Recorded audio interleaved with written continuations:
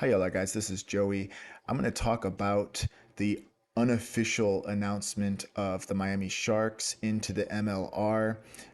I'm going to explain why I'm excited about it and why you should be excited about it. And I'm not going to waste no more time. Let's get into it. So, this is the logo that they've given on their Instagram account, Miami Sharks MLR. It looks official. I'm pretty sure it's official.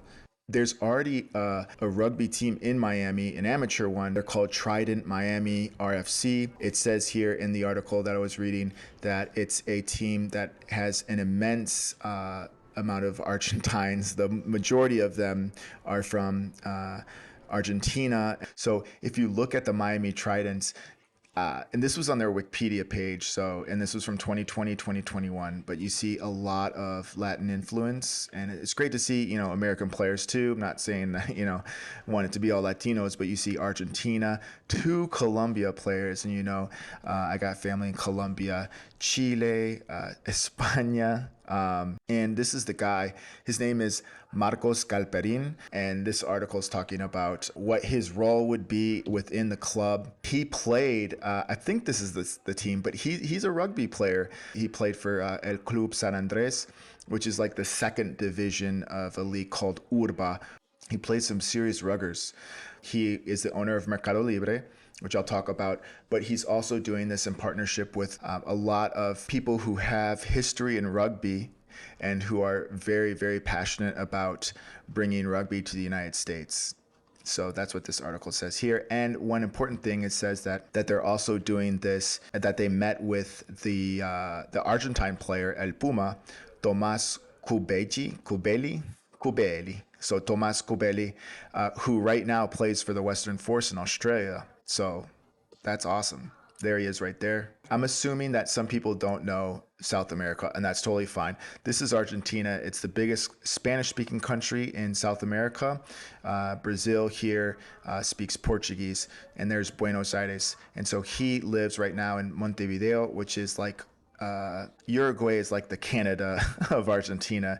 They're very similar. He had to make a decision whether to join the youth selection team of Argentina, like a U21 Pumas, I think, or to go to the University of Pennsylvania to study business. And he took the decision to study business. So who would have known, who knows what would have happened had he chosen to continue to play rugger. But he's coming back to the game. And it said, not only that, his brother played in Belgrano Athletic in the 80s and 90s, and that his son Felix, follows in his footsteps, playing right now in San Andres. So I'm going to show you guys Mercado Libre. This is the website. It's basically like the Amazon of South America, and I think they're in. No, it doesn't say Portugal. I got a burp comment. Sorry. Let's go to Colombia because that's where I've lived. And yeah, you can buy all tons of stuff here. It's a lot faster to buy it off of. It's a lot faster to buy it off of Mercado Libre instead of going to like Amazon. It'll take a lot longer. And they also have. This is Star Plus, which is you'll be able to watch Super Rugby Americas using Star Plus in Latin America. So that's cool. There. So yeah, I mean, if you want to buy, let's put pelota de rugby. Let's see if they have any rugby balls. I really hope they do. Oh damn, no, I hate when they do that. But you see, you have the Chinese, those are mass produced in China and sold. I've seen them on the Chinese site. So, if you don't know anything about Miami, it is there's a lot of Spanish speakers there. And I live in Washington, D.C. I feel like there's a lot of Hispanic influence here and a lot of Spanish speakers here. But in Miami, it is, I can't imagine it being more than like where I live. But like, look at it, 3 out of 4 people almost are Latino. So let's look on Reddit and see what they say here. It says Miami Sharks, Mercado Libre, and MLR game changer. He says Mercado Libre is huge in South America, net worth of $60 billion. Company's first foray into American sports. Galperin has a huge background for rugby in Argentina. and he's very upfront with his MLR ambitions, unlike the shadowy and dodgy Gilchrist.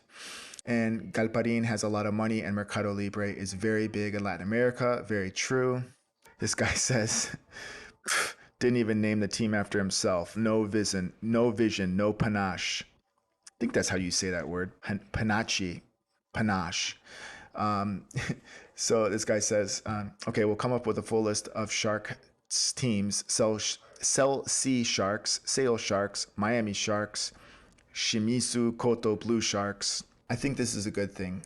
You know, if you look at Adam Gilchrist, there was a lot of shady things going on. We still don't know what happened to the LA Giltinis and Austin Gilgronis. But you know, very narcissistic in terms of naming the team after yourself. It just seemed like his heart wasn't exactly in the right place compared to Marcos Galperin, who played rugby, who really had that choice early in life of going, you know, to the United States to study or playing on the youth Argentine squad and becoming a Puma. And so maybe he made that decision and always, you know, wondered what would have happened if he continued in rugby. So I think he comes in with a lot of respect for the game. I think this is huge for Miami. I can't imagine the growth of rugby in that area and the Argentine influence. And I hope this, you know, we start with the Argentine influence, but we extend that into other Latin countries like Colombia, like, you know, Uruguay, like Paraguay, and other countries, so we can continue to build those communities, and also for Americans too, for English speaking Americans. You know, this is huge for all of us, so we should be really excited about this. They're not going to play in 2023, but it looks very serious and moving forward very fast. What do you guys think? Can you leave me a comment, like and subscribe, please? And I make videos like this, and I also make historical videos. If you like it, you know, I'm not like other people where I analyze the game, but I can give you a lot of information, especially from a Latin American and Spanish speaking background, because I do speak Spanish a lot. So I know it really well. I could just translate it off the spot. Not trying to brag, but that's like one of my strengths. So that's what I can bring to the rugby community, and I'm happy to do it. So like and subscribe, and yeah, that's all I got to say about that.